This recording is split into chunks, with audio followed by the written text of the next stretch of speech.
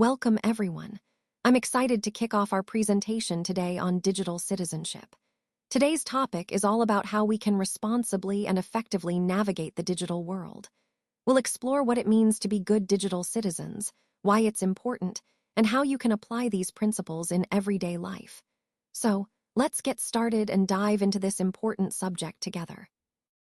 All right, let's take a closer look at slide 2, which covers the 9 elements of digital citizenship. These 9 elements are really the foundation for understanding how to navigate the digital world responsibly and safely. They help us understand what it means to be a good digital citizen, whether we're online at school, at home, or in our communities. Each element focuses on a different aspect, such as respecting others, protecting our privacy, and understanding our digital footprint. By mastering these elements, we can make smarter choices and contribute positively to digital spaces. Remember, being a good digital citizen isn't just about following rules. It's about being respectful, responsible, and aware of how our actions affect ourselves and others. Throughout this presentation, we'll explore these elements more deeply and see how they connect to real-life situations. This will empower you to stay safe, be respectful, and use technology wisely in all areas of your life. Let's take a closer look at slide 3, which gives us an overview of the 9 elements to becoming a good citizen. These elements serve as a foundation for understanding what it truly means to contribute positively to our communities. Each of these 9 parts plays a vital role, and together, they form a comprehensive guide for responsible and engaged citizenship.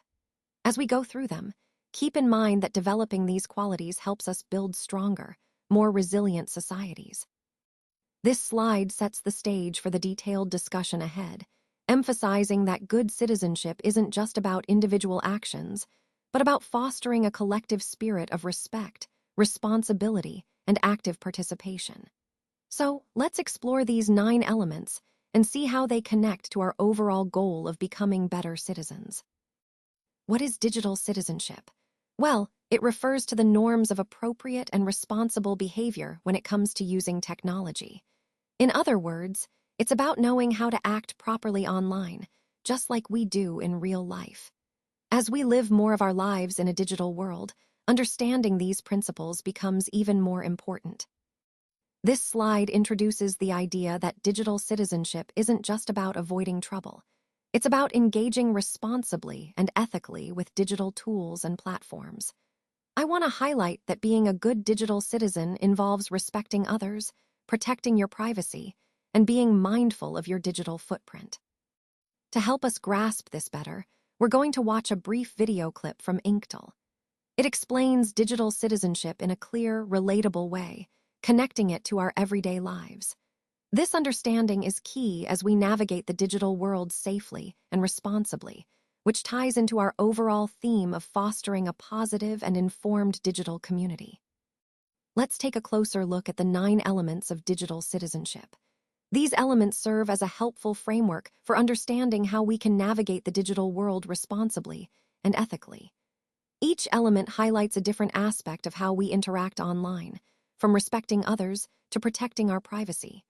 They are interconnected and together promote a safe, respectful, and positive digital environment.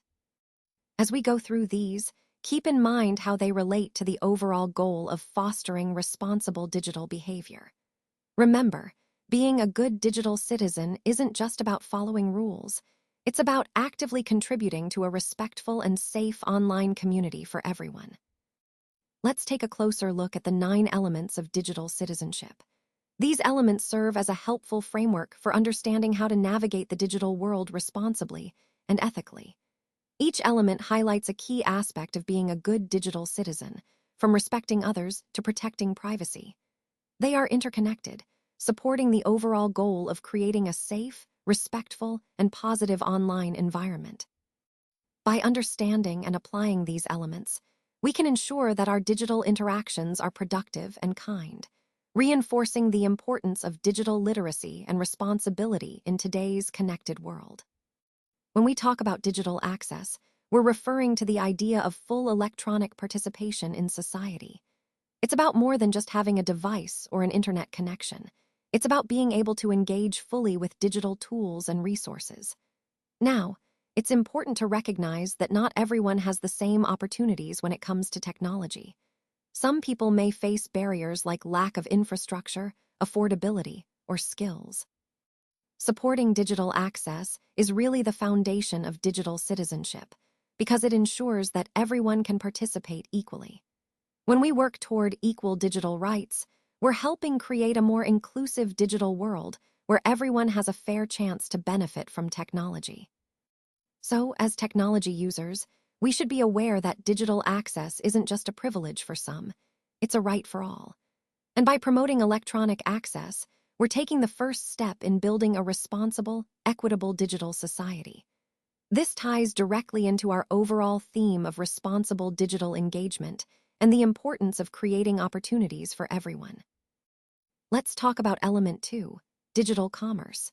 Digital commerce refers to the electronic buying and selling of goods. In today's world, a significant portion of our market economy is happening online. It's important for us to understand that these transactions are legitimate and legal, but there are some key issues to be aware of. As consumers and sellers, we need to be cautious and informed about the risks involved. Learning how to navigate this digital economy effectively is crucial. Being a savvy digital consumer means understanding not just how to make purchases, but also how to protect ourselves and make wise decisions. This slide highlights that, even though digital commerce offers convenience and new opportunities, it also requires us to be more aware and informed.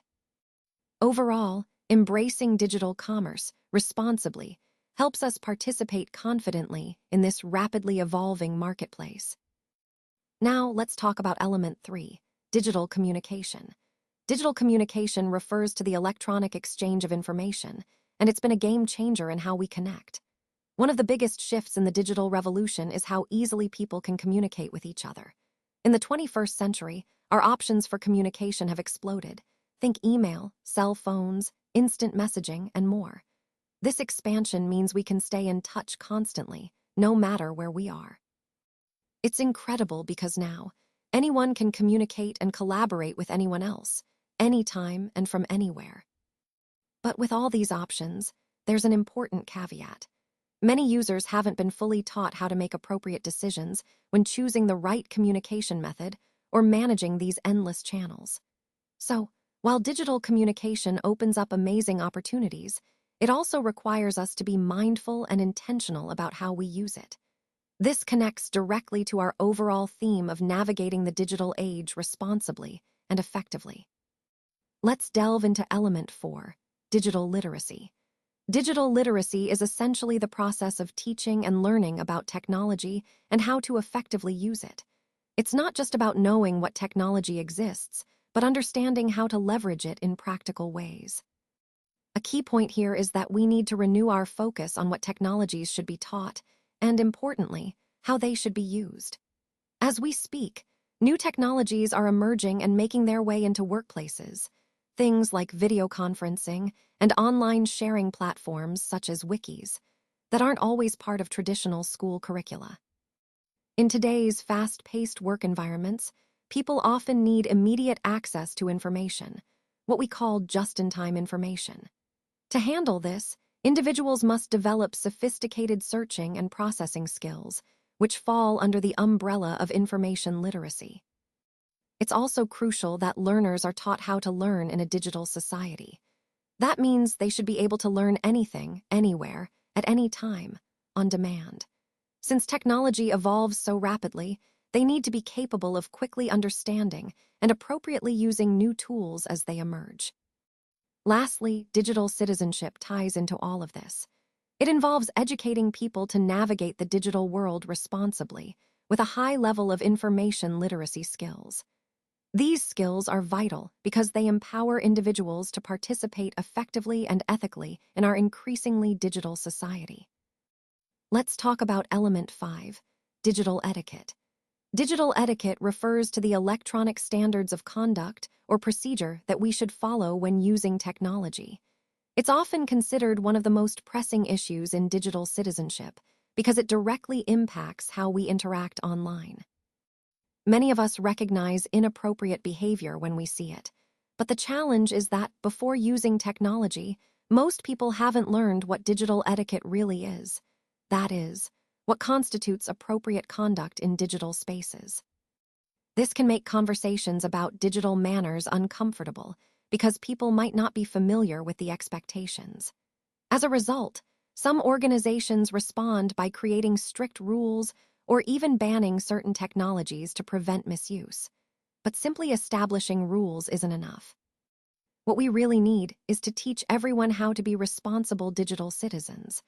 That's the key to fostering a respectful and safe online environment. Remember, digital etiquette is part of the broader goal of developing a responsible and conscientious society in this digital age. Now, let's talk about element 6, digital law. Digital law is all about the electronic responsibility for our actions and deeds online. It's essentially the ethics of technology within a society. When we use technology unethically, it can look like theft or other crimes. But when we act ethically, we're simply following the laws of society. It's important to understand that stealing or damaging someone's work, identity, or property online is a crime. There are certain rules everyone needs to be aware of to maintain an ethical online environment. These rules apply to anyone who works or plays online, whether you're browsing, gaming, or working. Examples of unethical behavior include hacking into others' information, downloading illegal music, plagiarizing work, creating destructive worms or viruses, or even creating Trojan horses. Sending spam or stealing someone's identity or property also fall into this category. In essence, digital law reminds us that our online actions have real consequences, and respecting these laws helps keep the digital space safe and fair for everyone. This ties into our broader theme of responsible use of technology, emphasizing that ethics and laws go hand in the digital world. Now, let's talk about element 7, digital rights and responsibilities. Think of digital rights as the freedoms we all have in the digital world, similar to the rights outlined in the Bill of Rights in the American Constitution. These include important freedoms like privacy and free speech. It's crucial that we understand and discuss these rights because they form the foundation of how we interact online. But with these rights also come responsibilities.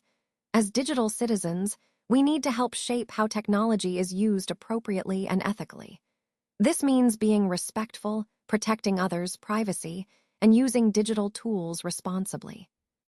In a digital society, rights and responsibilities go hand in hand. When they work together, they ensure that everyone can be productive, safe, and respectful while navigating our digital world. And that's essential for creating a balanced and fair digital environment for all of us. Now, let's turn our attention to element 8, digital health and wellness. This is all about maintaining our physical and psychological well-being in a world increasingly driven by digital technology. As we spend more time online and using devices, issues like eye safety, repetitive stress syndrome, and sound ergonomic practices become more important than ever. These are physical health concerns that we need to address proactively. But beyond the physical, there are also psychological challenges, such as internet addiction, which are becoming more prevalent. It's crucial that users understand the inherent dangers of technology and learn how to navigate it safely. That's where digital citizenship comes in. It's about cultivating a culture where technology users are educated and trained to protect themselves. Ultimately, promoting digital health and wellness isn't just about individual well-being. It's about fostering a responsible and sustainable digital environment that supports everyone's overall health in this rapidly evolving technological landscape. Let's talk about element 9, digital security or self-protection. Digital security involves the electronic precautions we take to guarantee our safety online. Just like in society, where some individuals might steal, deface, or disrupt others, the digital community has its share of threats. It's important to remember that trusting others blindly isn't enough to keep ourselves safe online. Think about how we protect our homes by locking doors and installing fire alarms. Similarly, in the digital world, we need tools like virus protection, data backups, and surge controls for our equipment. These are essential safeguards that help prevent disruptions or harm caused by outside forces. As responsible digital citizens, it's our duty to protect our information proactively. By doing so, we not only secure our own data but also contribute to a safer digital environment for everyone. So, always stay vigilant and take the necessary steps to defend yourself in the digital space, just as you would in the physical world. Let's take a moment to watch this video clip about a new and engaging resource tool developed by Google. This tool is designed to help you stay safe online, which is a key part of our overall theme today, protecting ourselves in the digital world. As you watch, pay attention to how it simplifies safety practices and makes them more accessible.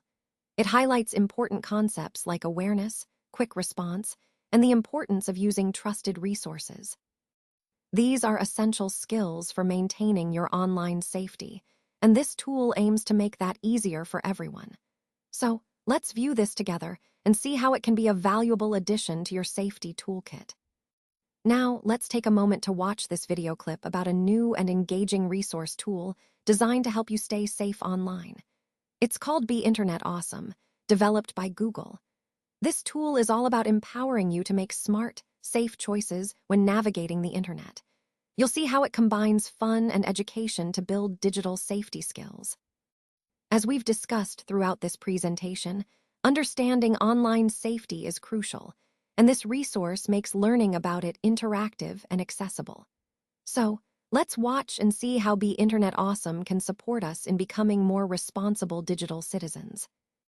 Let's talk about student interactive activities.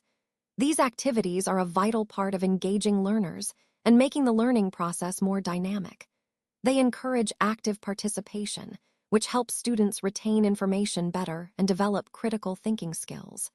When we design these activities, it's important to make them relevant and interesting so students feel motivated to get involved.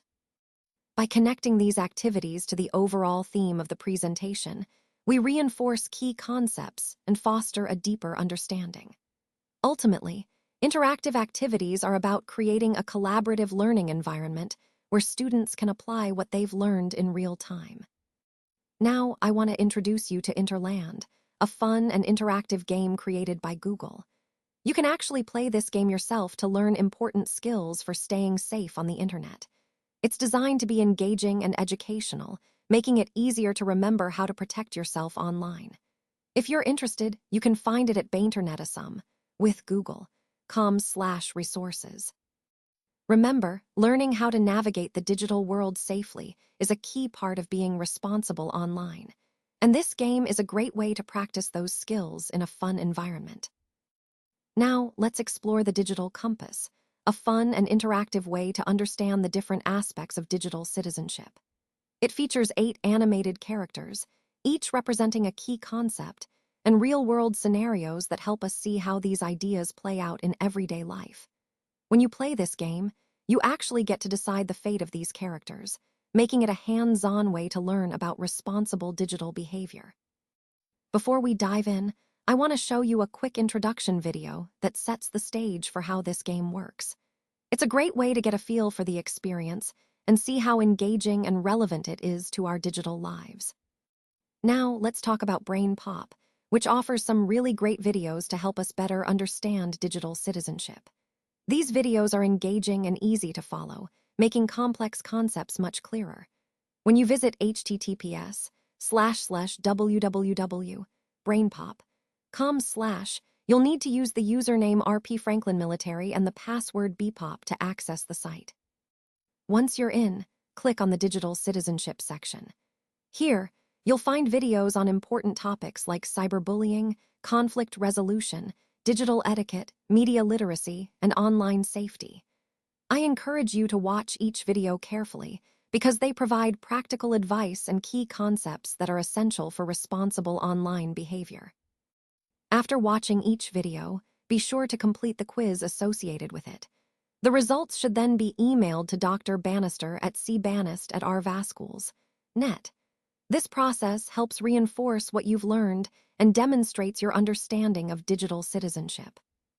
Remember, these skills are vital because they help us navigate the digital world safely, respectfully, and responsibly.